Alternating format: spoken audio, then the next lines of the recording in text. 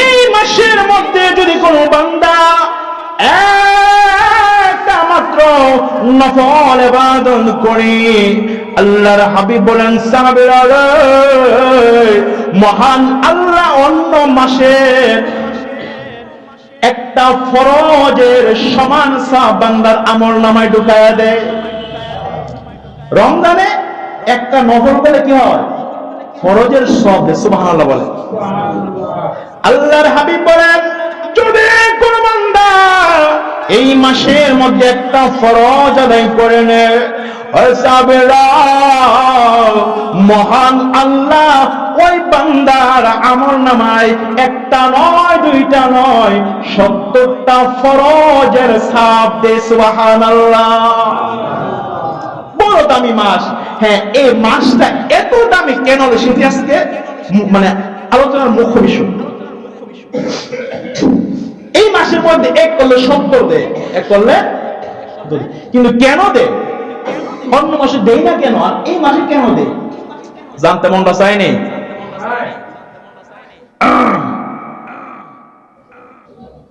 একটা কারণ, এই মাসটা শুধুমাত্র কি পুরাটা মাস একটা কারণেই দামি হয়েছে। বলেন কয়টা কারণে? আবার বলেন কয়টা কারণে? আল্লাহ তাআলা বলেন, শাহরু রমাদানাল্লাযী উনজিলা ফীহিল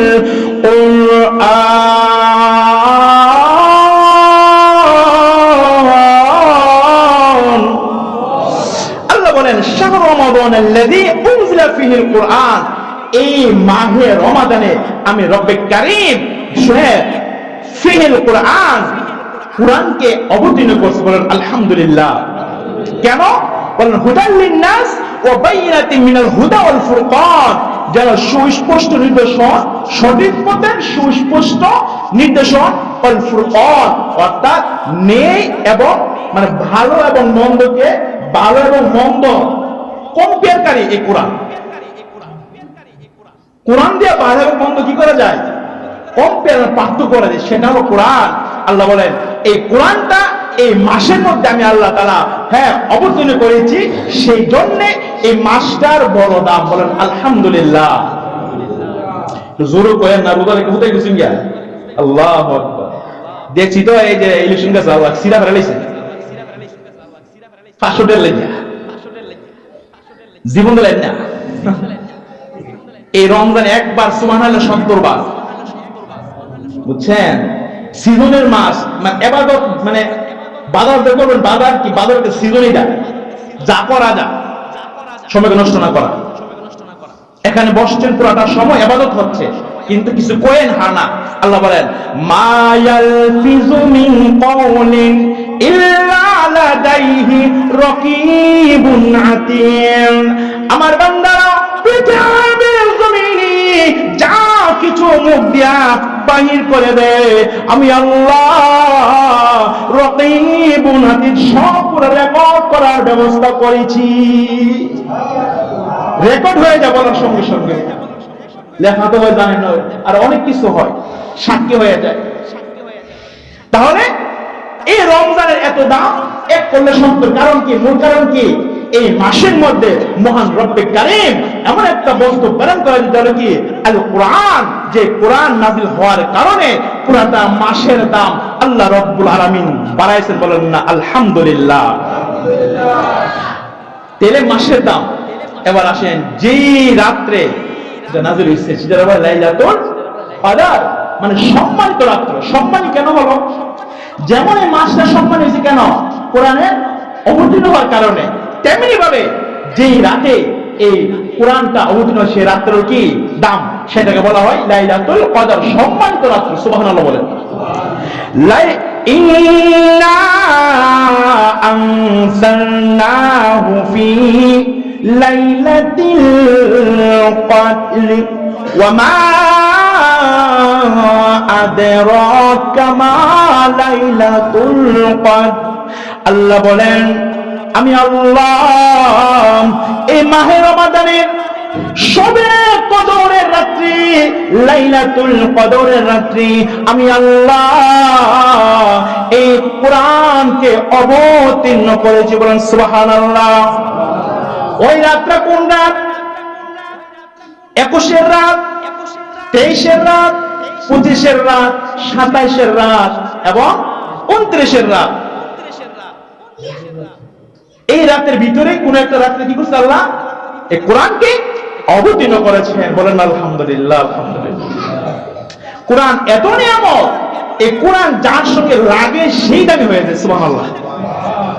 দেখেন মাসের সাথে স্পষ্ট হয়ে যে মাস দামি হয়ে গেছে, আবার রাতের সাথে কেমন দাম দেখেন। আল্লাহ বলেন লাইলাতুল কদরি খায়রুম মিন আলফি শাহর।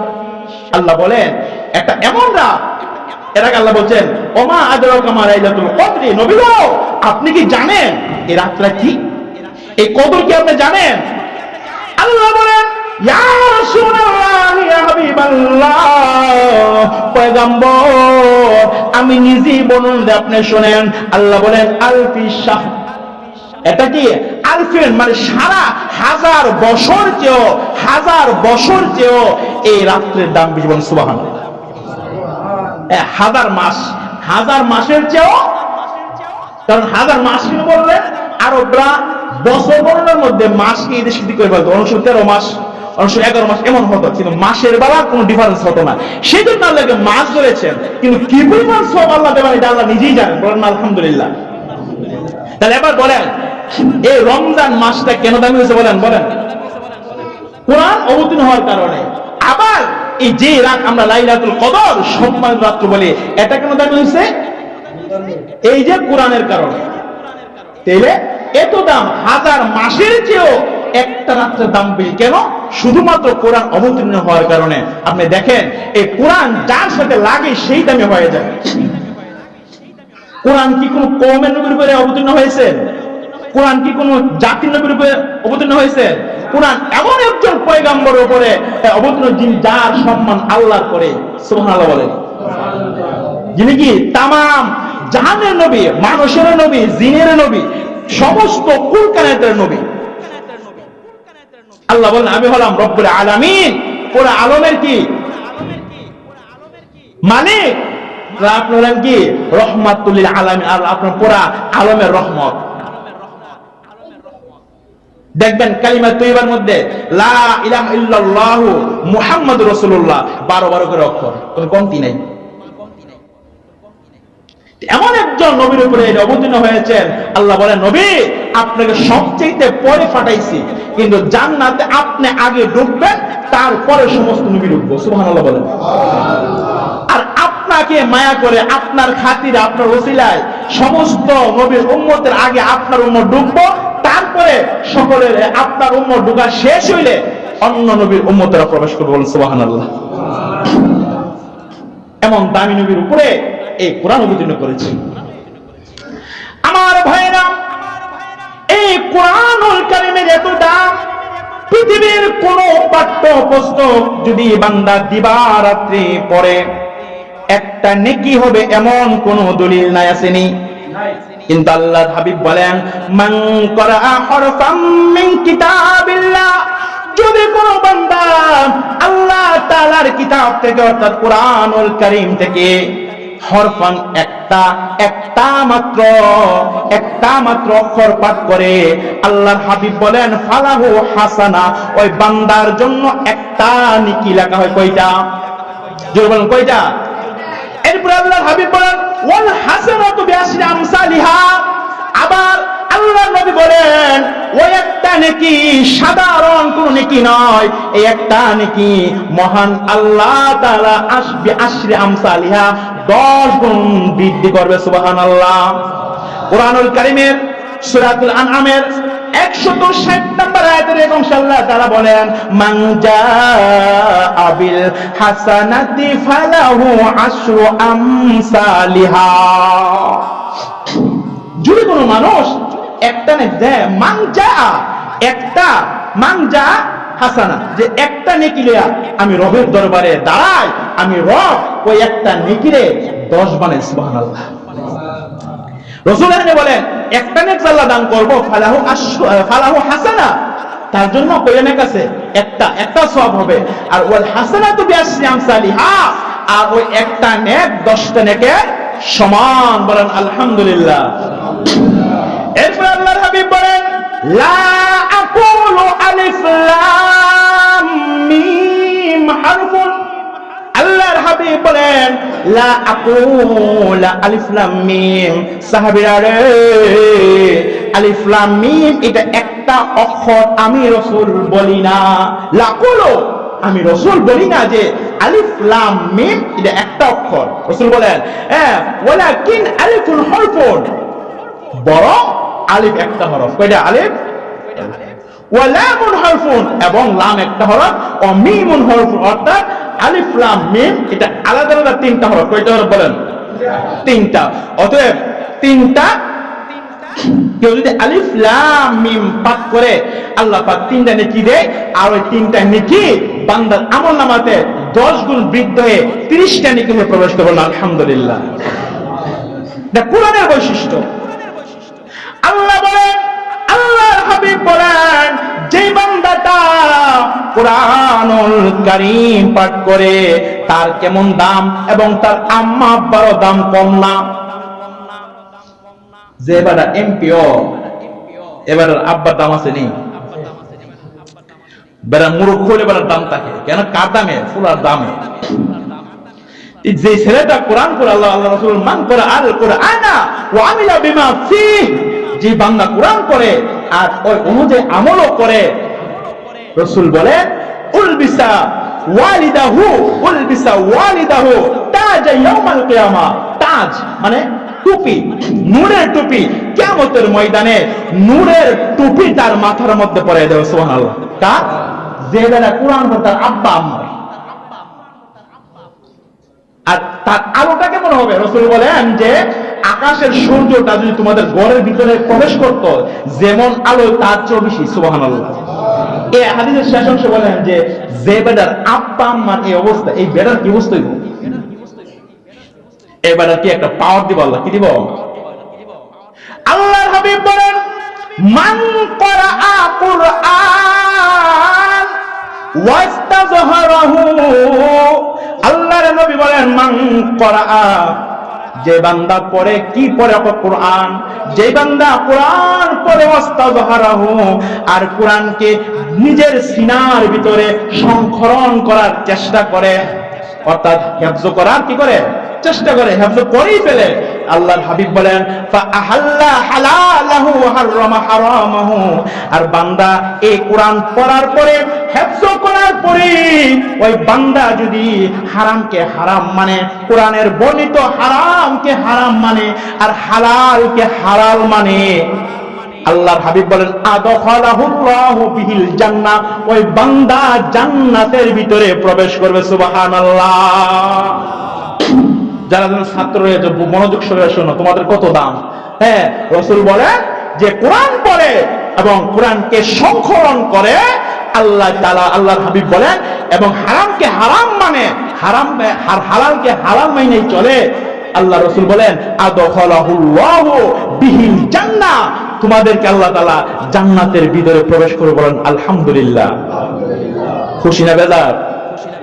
খুশি দাও মনে হয়, জোরে কোন আলহামদুলিল্লাহ বলেন। এরপর আল্লাহ একটা সুসংবাদ দিছে, ওয়াশাফাহু, ওই বান্দাগুলোরে আমি আল্লাহ তাআলা এমন একটা পাওয়ার দান করব, ফি আশারা, তাদেরকে 10টা টিকিট দেওয়া হবে। কয়টা? কোন ব্যক্তিকে? যে ব্যক্তি কোরআন পড়ার পরে এটা হিফজ করেছে, ভিতরে রাখছে, যতটুকু রাখছে অতটুকু রাখছে ভিতরে পড়ার পরে, আর হালালকে হালাল মানছে, হারামকে হারাম মাইনা চলছে, এদেরকে কি করব? ওয়াশাফাহু, শাফায়াত করার একটা শক্তি দেওয়া হবে। কয়জনকে শাফায়াত করতে পারবে? রাসূল বলেন ফি আশারাতিন। কয়টা? 10টা। আশারা মানে 10টা। মিন আহলি বাইতিহি, আর এই 10 জন লোক তার পরিবার থেকে, তার পরিবার যে আছে, আত্মীয় স্বজন, মা বাবা, এর ভিতর থেকে সে 10 জনের সুপারিশ করবেন। আলহামদুলিল্লাহ। এই লোকগুলো কারা? রাসূল বললেন কুল্লুহুম কদ ওয়াজাবাত লাহুম নার। এটা এমন ব্যক্তি ছিল, কুল্লুহুম এমন ব্যক্তি, তারা এমন ব্যক্তি ছিল কি কদ ওয়াজাবাত লাহুন নার, যাদের উপরে জাহান্নামের আগুন ওয়াজিব হয়ে গেছে। এমন দশটা লোককে ওই হাফেজে কোরআনটা আল্লাহ তাআলার কাছে সুপারিশ করে, ওকালতি করে তার আম্মা আব্বা এমন 10 জনকে নিয়ে জান্নাতের ভিতরে প্রবেশ করবে। কিয়ামতের ময়দানে আল্লাহ রাব্বুল আলামিন বলবেন, মাওলানা ও হাফেজ কোরআন জান্নাতে চলে যাও। ওই বান্দাটা বলবে, প্রভু গো, দুনিয়ার জমিনে আমার আব্বা আম্মা, আমার দাদা দাদি, নানা নানি এই কোরআন শিক্ষা করার জন্য তারা বড় কষ্ট করেছে।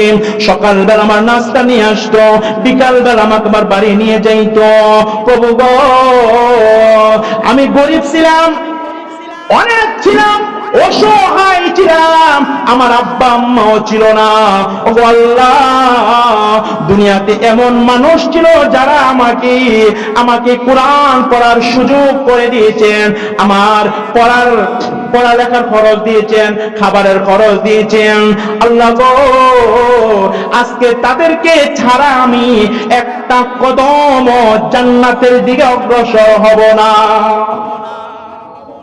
শুধু মা বাবা নয়, যারা এই কোরআনকে মহব্বত করে নিজে পড়তে পারে নাই, নিজের ছেলেরও পড়াইতে পারে নাই, একটা ছেলেকে কি করলো, পড়ালেখার খরচ দিল। এরকম প্রমাণ আছে না? অনেকখানি আছে এরকম। তাকে তার খরচে যেমন পারে আর কি, দেখেন একটা কলম কিনা দিলেন, আমার সাধ্য অথবা একটা খাতা কিনা দিলেন। হ্যাঁ, যেমন এখন মনে করেন যে মানে রমজান মাস, একদিন ইফতারি দিয়ে, একদিনের ইফতারি দান করলেন, বিভিন্ন পন্থায় আর কি আপনি কি করলেন, দান করলেন। কিয়ামতের ময়দানে লোক এই ছাত্রগুলো আপনাকে বলবে না। আল্লাহ মনে করে, আল্লাহর মায়া কম না বেশি? বলেন, আল্লাহর মায়া কম না বেশি? অনেক বেশি, অনেক অনেক। আল্লাহ মন করে দিব, এর নিয়ে আমি সাক্ষাৎ করাইবো। ও কিও মিয়া, তোমার যে কলম দিস না, তোমাদের কোরআন পড়ার সুযোগ করে দিছিলাম, হ্যাঁ, তখন তার মায়া হচ্ছে আল্লাহকে সুপারিশ করবে। সে উসিলাও সে জান্নাতে, কিন্তু শর্ত ঈমান থাকতে হবে। কি থাকতে হবে? বেঈমান এমন কোনো এগুলো পাবে না। তাহলে আমার ভাইয়েরা, এই মাহে রমাদান আপনার কোরআনের খেদমত, রাসূল বলেন কি, খায়রুকুম মান তাআল্লামাল কুরআন ওয়া আল্লামা, যারা কোরআন পড়ে, যারা কোরআন শিখে, তারা কি পৃথিবীর জন্য সবচেয়ে শ্রেষ্ঠ মানুষ। এখন যারা কোরআন পড়ে বা পড়ায় আর কি, যারা পড়ায় মানে ও আল্লামা, যারা শিক্ষা দেয়, এর মধ্যে কি যারা কি কোরআনের একটা বিল্ডিং এর ব্যবস্থা করছে, জায়গার ব্যবস্থা করছে, ছাত্ররা খাবার খাওয়ায়, বিভিন্ন পন্থায় কোরআনের খেদমত করে, তারাও এটার অন্তর্ভুক্ত, কারণ তারা শিক্ষা শুরু করে দিয়েছে। সেজন্য তারাও এটার অন্তর্ভুক্ত, তারাও পৃথিবীর শ্রেষ্ঠ মানুষ। যদি শ্রেষ্ঠ মানুষ হতে চান, কোরআনের সঙ্গে সম্পর্ক লাগা, কারণ কোরআনের সঙ্গে সম্পর্ক লাগলে কারো দামি হয়ে যাবে, কাগজও দামি হয়ে যাবে। হয়নি? এই যে একটা টিস্যু দেখতে আছেন, যেরকম দাম আছে না আপনার আমার কাছে? কোনো দাম নাই, মুখ মুচে কাছে ফেলাই দেবেন, ঠিক না? আর জোরে বলা ঠিক কিনা? কিন্তু এটার মধ্যে যে আমি কোরআনের একটা আয়াত লিখি, আলহামদুলিল্লাহ বা বিসমিল্লাহ লিখি, তো এটার দাম থাকবো না। আল্লাহ হোক, আল্লাহ আমি বুঝছি না, আমি বুঝতে পারলাম, আমার মাফ করে দেন, সাথে সাথে বুকে নেই, চুমা দেয়। এখন কেন দাম নেই? কিন্তু কোরআনের একটা লেখা, এই যে দেখেন, এই যে কত কাগজ আমাদের জীবনে ফেলাইছি না, কত লিখছে, কত কিছু করতে, কিন্তু সম্মান কিন্তু এই লেখাটা যদি কোরআনে কোন কাগজের মধ্যে থাকে, সেটা যেই কোনো পেপারই হোক না কেন, তার দাম বেড়ে যায়। কিসের দামে? দামি কাগজ কিটা কম না, কোরআন আয়াতের কারণে, কোরআন আল্লাহর কালামের কারণে দাম বেড়ে যায়। দেখবেন কত আমাদের বাসায় সেগুন ফার্নিচার আছে না, সেগুন ফার্নিচার, বিভিন্ন দামি ফার্নিচার আছে না, ডাইনিং টেবিল, ওয়ার্ড্রপ, ওয়াল শোকেস, বক্স, অনেক কিছু আছে। কিন্তু জীবনে কি মানে পা লাগলে বা লাঠি লাগলে কি মানে সম্মান করছেন, চুমুক আছেন, সালাম দিচ্ছেন, ল্যান্ডিং করে মানে বাদ মার্কা একটা কাঠ দিয়ে আমরা একটু বাচ্চা গেছে, এটা দিয়ে সেরা কোরআনের একটা রেহাল বানাইছি। কোরআনের একটা রেহাল দেখবেন, ইটার মধ্যে খাওয়া লাগলে কি করে, সাথে সাথে বুকে লই, কেন? কোরআনের দামে কাঠের দাম বেড়েছে। প্লাস্টিকের রেহাল, এটা আরে বলো না, কম না, একবারে নিম্নমানের একটা প্লাস্টিকের তৈরি একটা কি রেহাল, এটার মধ্যে কোন সেটা রাখলে রাহুল লাগে না, ওটা বাইকটা তুলিও খাওয়া লাগলে মানুষ কি করে বুকে, আল্লাহ বুঝিয়ে খাওয়ালে গেছে। কেন এটা আরএফএল প্লাস্টিকের রেহাল লাগে নাকি? কেন বলেন তো? হ্যাঁ, প্লাস্টিকের যদি দাম বাড়ে কোরআনের কারণে, কাগজের দাম বাড়ে, কারের দাম বাড়ে, সাধারণ কাপড় গিলাফের দাম বাড়ে, আমি আর আপনি পৃথিবীর শ্রেষ্ঠ পৃথিবীর শ্রেষ্ঠ জাতি, আর এই শ্রেষ্ঠ কিতাবের সাথে যদি সম্পর্ক করি, আমাদের দাম আল্লাহ বাড়াইতো না? জোরে কর না। আমরা মনে করি যে ফাঁসটা ফুট থাকলে যে যেমন রসুনের কম দেহে, যেটা খাওয়া টাইম না রে আটাকে লড়ে না, কাজ করে না, ইরা ভর্তি করে দেয় বাতাসা কে ও কোনো মতে খাইতে পারবো। অসংখ্য বিশেষ কাটা ডিগ্রি ওরা দেখেন ঢাকা ইসলাম চালায়, উপায় নাই, চাকরি নাই, কারণ পড়ালেখা এই দেশে কিনাই মান নাই। টাকা দিবেন, রেজাল্ট জিরো, চাকরি হয়ে গেছে। টাকা নাই, আপনার রেজাল্ট ভালো, কাম হইতো না, কত কিছু প্রশ্ন বাদ করে দিবেন। কিন্তু আজও পর্যন্ত আপনি দেখাতে পারবেন না যে কোরআনের একজন আলেম, হ্যাঁ, সে যদি চাকরিও করে আল্লাহ তাকে সম্মানজনক চাকরি করে। অসংখ্য প্রমাণ বিদেশে গেছে চাকরি করার জন্য, আসলে এরকম আলেম বা হাফেজ হয়ে গেছে। কোরআন তত্ত্ব আছে, মালিক জিজ্ঞাসা তুই কি হাফেজ? হ্যাঁ আমি তো হাফেজ। হ্যাঁ যে নাম আমি হাফেজ। তোর সাথে কাজ বন্ধ, তুই কি করবি? তুই ওদের দেখবি কারা কারা কাজ করে। ফরম্যান না কি করে রে, ফরম্যান না কি কর ফরম্যান, তুই ওদের দেখবি কারা কারা কাজ করে, বেতন ডাবল। সুবহানাল্লাহ। কিসের কারণে? কোরআনের কারণে। ভাই আল্লাহর কসম করে বলি, এখনো সময় আছে যে কোরআন যে মাসে নাজিল হয়েছে মাস দামি, যে রাতটা দামি রাত দামি, যে কাঠের সঙ্গে লাগছে কাঠ দামি, যে প্লাস্টিকের সঙ্গে লাগছে প্লাস্টিক দামি, যে কাপড়ের সঙ্গে লাগছে ফ্যান কাপড় দামি হয়ে গেছে, যে কাগজের সঙ্গে লাগছে কাগজ দামি হয়ে গেছে। আমের আপনি যদি কোরআনের সঙ্গে সম্পর্ক লাগে, আমরা দাম পারতো না, যদি কই না। হ্যাঁ, এখন কোরআনের সঙ্গে সম্পর্ক কেমন করবেন? নিজের একটা সন্তানকে মাদ্রাসায় পড়াবেন, নিজের একটা সন্তানকে সবগুলো পড়ানো দরকার, সবগুলো পড়াবেন। আর না পারলে অন্তত একটারে পড়ে। আচ্ছা আপনার সে ইঞ্জিনিয়ারের কিতা করবো কোনছেন আমার দিয়ে? ইঞ্জিনিয়ার তো দরকার, কিন্তু দেশের দরকার না, ডাক্তার দরকার না, আমি মৌলবী কইতে বিল্ডিং কইতে ডাক্তার দেখাবো দরকার, কিন্তু প্রাথমিক যে শিক্ষাটা সেটা দেওয়া রাসূল বলেন। হ্যাঁ, রাসূল বলেন যে প্রাথমিক শিক্ষা দেওয়া ফরজ, তলাবুল ইলমি ফারিদাতুন আলা কুল্লি মুসলিম ওয়া মুসলিমা, যে প্রাথমিক শিক্ষাটা দেওয়া কি ফরজ, যতটুকু লাগে। ভাই এখানে এমন লোক আছেন যারা নামাজের ওয়াজিব জানেন না, নামাজের ফরজ জানেন না, এবং নামাজ কারণ জানেন কেন নামাজ দিব। অনেকে ওযুর ফরজ ওযু ভঙ্গের কারণ জানেন না, যে ওযু ভঙ্গের কারণ যদি না জানেন আপনি কেমনে নামাজ পড়বেন? আপনি কইতেন ওযু আছেন নাই, মোবাইলটা কোন সুইচটা খুলুন লাগে এটা বুঝ দিব, আর কোনটা অফ করতে এটা বুঝ দিব। তাইলে সে গুড এবং গুণটা বুঝলে তখন সে সুবিধা যে ঠিক আছে। যেমন যারা গাড়ি চালায় এরা কিন্তু আওয়াজ শুনলে কই যায় গাড়ির সমস্যা, ঠিক না? আমি কইতাম নাকি আমরা হুজুর কইতাম না, গেলে সম্ভব না। সেম কথা ভাই, আপনি যদি হ্যাঁ কোরআনের সঙ্গে ভাই সম্পর্ক লাগান, আল্লাহ তাআলা আপনার দামি করে দেবো। সেজন্য ভাই যারা কোরআনের সঙ্গে সম্পর্ক রাখতে চায়, আমরা আমাদের সাহায্য যায়।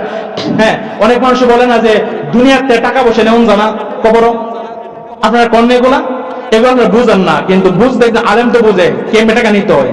আপনি দেখবেন আমার বাড়ি বাংলাদেশ গেছে, আমি থাকি সৌদি আরবে।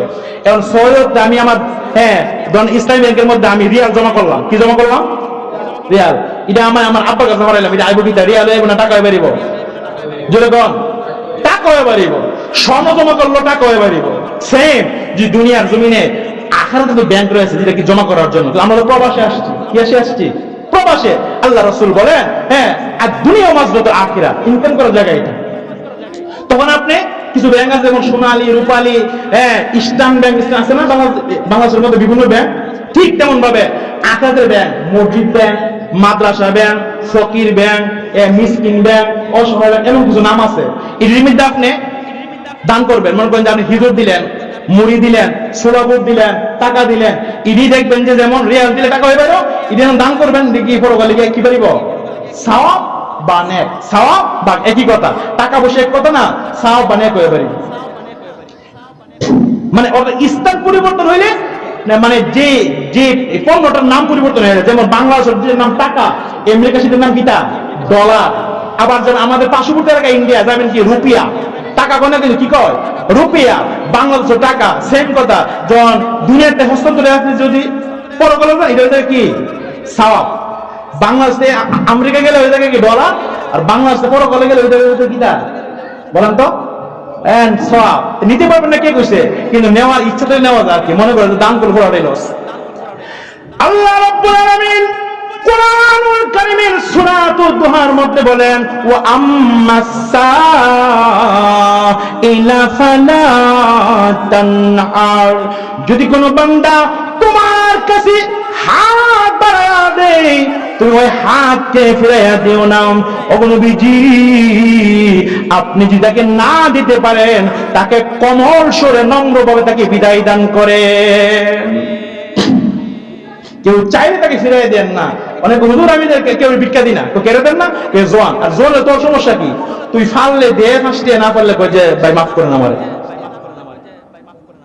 আল্লাহ সরাসরি বলছেন কোরআনে, ওয়াম্মা সাইলা ফালা তানহা, নবী আপনাকে চাইলে কোন চাওয়া যে আল্লাহর ওয়াস্তে দেন। আমার একটা স্বভাব যে কেউ যদি আল্লাহর ওয়াস্তে চায়, মানে আল্লাহর মানে আল্লাহর ওয়াস্তের জন্য আল্লাহর ওয়াস্তে দেন, তাহলে মানে আল্লাহর জন্য দেন, তাহলে আমি যদি আমাদের থাকে ইনশাআল্লাহ 2 থেকে 5টা দেওয়ার চেষ্টা করি। এর আপনারা করবেন ইনশাআল্লাহ, পারবেন না? আল্লাহর জন্য দেবেন, মানুষ দেখানোর জন্য না, যা কিছু দেন আর কি। যাক ভাইরা আমার, যে কথাটা বলতেছিলাম, এই কুরআনুল কারীম এই মাহে রমাদানের এত দাম কেন হয়েছে বলেন তো? মনাজিনী কথা, মাহে রমাদানের এত দাম কেন হয়েছে? শুধু কোরআন অবতীর্ণ করার কারণে। লাইলাতুল কদরের এত দাম কেন হয়েছে? শুধুমাত্র কি কোরআন অবতীর্ণ করার কারণে। অতএব যারা কোরআন পড়ে, যদি নিজে কোরআন নাও পড়তে, তাদের সঙ্গে সম্পর্ক ভালো রাখে। আল্লাহর হাবিব বলেন, নিজে আলেম হতে পারো নাই, নিজে কোরআন পড়তে পারো নাই, সন্তানটাকে আলেম বানাও, কোরআন পড়নেওয়ালা বানাও, তাও পারো নাই। নিজের মেয়েটাকে একজন আলেমের কাছে বিবাহ দাও, একজন কোরআন পড়নেওয়ালা ছেলের কাছে বিবাহ দাও। কহজার কথা বলছেন না, বেশি না, আমার মেয়ের এমন করবে দিতাম না, হয়ে থাকতো। কি মেরাজ শয়তান তৈরি করে দিচ্ছে। যেমন কোন হুজুর না থাকছে জীবন, হুজুররা যা খায়, আমি মনে করি আর কি, আমার এই ক্ষুদ্র জ্ঞানে এমপি হিসাবে খাওয়ার সুযোগ নাই। এই রাস্তাটা আটলি নিশ্চিন্তা, কোনো ইয়া লাগে না, কি লাগে না রে, পিএস লাগে না, এসএস লাগে না, কিছু লাগে না, সুন্দর করে আটলে যেতে কোনো সমস্যা নাই। গাড়ি বা না থাকলেও যাও যা, কোরআনের বরকতে। আল্লাহর হাবিব বলেন, আর নিজের মেয়েটাকে বিবাহ দিতে পারো না, তাহলে কোরআনওয়ালার সঙ্গে, একজন আলেমের সঙ্গে তুমি সুসম্পর্ক করো। কিয়ামতের কঠিন ময়দানে আল্লাহ রাব্বুল আলামিন মহান পরওয়ারদিগার আলম বলবেন, বান্দারে নিজে তো আলেম হতে পারো নাই, তুমি আর তোমার কোন আলেমের সঙ্গে, কোরআন পড়নেওয়ালার সঙ্গে কোনো সম্পর্ক আসেননি। বান্দারা ডেকে বলবেন, প্রভু গো, তাও আমার ছিল না। আল্লাহ রাব্বুল আলামিন বলবেন, তুমি যার সঙ্গে চলাফেরা করতা, ওই বান্দাটার কোন আলেমের সঙ্গে সম্পর্ক আসেননি। বান্দাটা বলবে, প্রভু হে, আমার ওই বন্ধুর বড় সম্পর্ক বালা আছিল ইমাম সাহেবের সাথে। আল্লাহ রাব্বুল আলামিন এই বান্দাটার অনপরিমাণ ঈমান থাকার কারণে আল্লাহ তাআলা দয়া করে, মায়া করে, তার বন্ধুর আলেমের সঙ্গে সম্পর্ক থাকার কারণে সে সুবাদে আল্লাহ তাআলা ওই বান্দাটার ইহসান করে জান্নাতে মাকামে আলা দান করে দেবে। সুবহানাল্লাহ। এটা আল্লাহর দয়া, পরিশেষে এটা আল্লাহর কি দয়া, কিন্তু সব মিলে কোরআনের কারণে। আমার বন্ধুরা, কিয়ামতের ময়দানে একটা কোরআন বলে, ইয়াকুলুল কুরআন মানাতুহুন নাওমা বিল্লাইল, ও আল্লাহ তাআলা, আমি আপনার বান্দারে সারা রাত জাগায় রাখছি। আমি আল্লাহ, আমি আপনার বান্দারে কোরআন পড়ার সময় এশারের পরেও কোরআন পড়েছি, এশারের পরেও কোরআন পড়েছি, ফজরের আগেও কোরআন পড়েছি। বান্দা তো দুর্বল মানুষ, শেষ করে একটু ঘুমাইছে।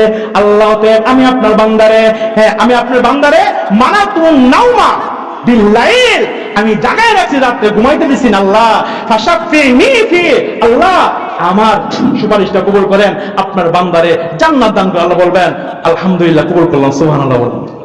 এই জন্য আমার ভাইরা সকলে শেষ করে দিচ্ছি ইনশাআল্লাহ। আজকে যে মূল কথাটা, এই রমজানের দাম কিসের জন্য বাড়ছে? কোরআনের জন্য। লাইলাতুল কদরের দাম কেন বাড়ছে? কোরআনের জন্য।